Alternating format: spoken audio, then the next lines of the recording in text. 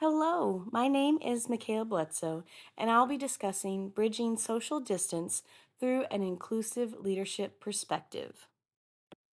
So, the article that I am overviewing today is Global Teams That Work by Sadal Neely.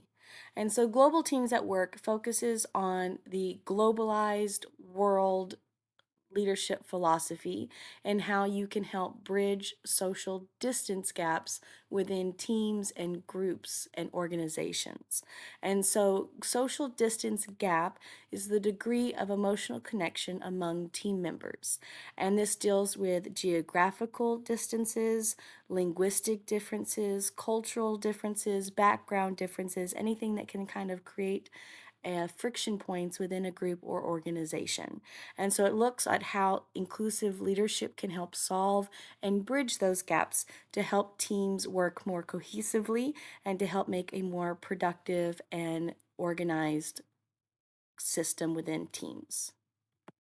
And the reason this article is so important is that as our systems and as our groups become more and more globalized through advancements in technology, interfacing resources, as our demographics in our universities and colleges and businesses become more and more diverse, it becomes more paramount to have policies and practices and solutions in place to help mitigate any potential diversity issues that might arise from this increasingly diverse workplace. And so, before we look at the article, it's important to kind of provide a framework in which we'll view the article. And so, we're looking at this through the lens of inclusive leadership. And an inclusive leader is cognizant of any biases that they may bring into the organization or to decisions. They should also be curious about the different perspectives their employees can add. They should be culturally intelligent and aware of the different dynamics that might be in play with their employees or organizations. They should strive for collaboration efforts in all levels, and they should show commitment to their employees and the policies and the decisions that they themselves are advocating on behalf of. And they should have courage to interact with these social dynamics and to communicate to all levels of employees and reach out and build these bridges that will help decrease the social distances that are in place. So the article focuses on this SPLIT framework in order to help mitigate these social distance issues. SPLIT is an acronym that stands for structure, process, language, identity, and technology. Structure refers to how an organization establishes itself. So this is the artifacts and values and assumptions and the identity that a organization creates for itself. And so there's a school district in my local area that every year they come out with a new motto that helps unify because they have campuses across multiple city lines. They have numerous elementary, middle school, and high schools and early college high schools. And so they create this motto that helps unify all those different campuses. So they establish who they are and what they are about. Process refers to how the organization establishes themselves with their policies. And so this is things like creating unstructured dialogue time before meetings so that employees can connect to one another on a more humanistic level. And that helps decrease the gaps between social distances. Language is another big thing as far as you have members in different campuses or different regions, and they may have different language proficiencies. They may all have different native languages. And so it's important for leaders to be aware of this and to make sure that they have policies in place to make sure that they have equalized language opportunities. And so they're more native language speakers. Encourage them not to be so dominant and overbearing in meetings, and encourage your non-native speakers to have more opportunities to feel empowered and contribute because hearing the ideas and inputs of all different employees is very important for decision making processes. Establishing an identity is also very important to decreasing that social distance. It's important for leaders to lead by example and to establish themselves following the same rules and expectations that they set for their employees. Finally, technology is another important consideration. So, having a standard technology incorporation is very important, making sure that you're cognizant of different time zones or different cultural etiquettes that may exist among different groups or different dynamics within your organization.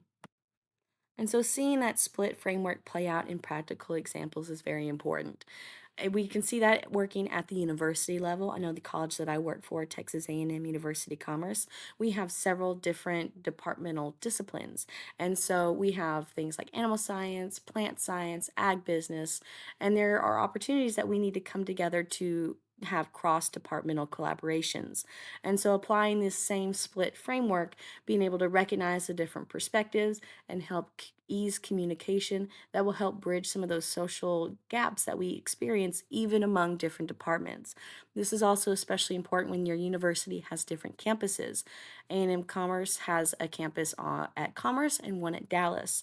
And so making sure that you have this split framework in your purview as you make decisions helps limit any power imbalances that might unexpectedly occur and helps make sure that every employee has a unified vision and feels that they have a part and are on board with the entire university direction. Another example is when I worked at a South Korean private school.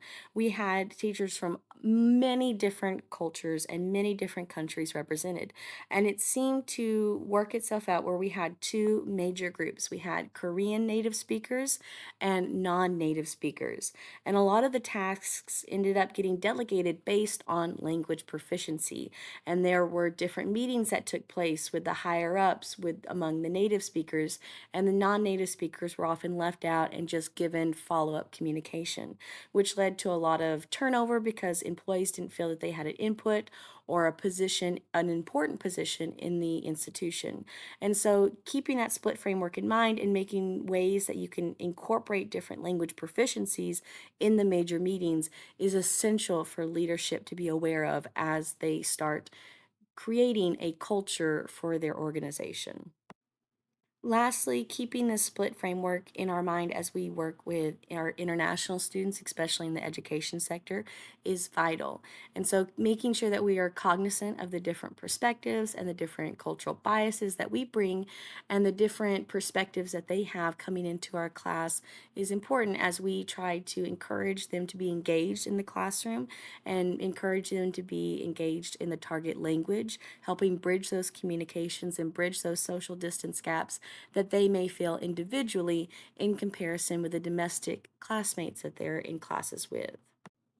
In conclusion, the article that focuses on incorporating a split framework, being cognizant of all those different attributes and aspects of a globalized workforce, is important for our inclusive leadership to be cognizant of as they move up in their leadership positions. Because as our world becomes more and more globalized and more diverse, it becomes increasingly important that we keep these differences in the front burner of our minds as we make policies and decisions because we want to make sure that we're fostering effective global teams. And we can only do that if we're incorporating these different perspectives and language abilities and different policies and structures and leading by example and all these different things that were addressed in the article. And so making sure that we have that split framework moving forward will make sure that we have a very effective globalized team and make sure that our inclusive leaders are well equipped to handle the diverse workplace that is unfolding. Thank you so much for your time.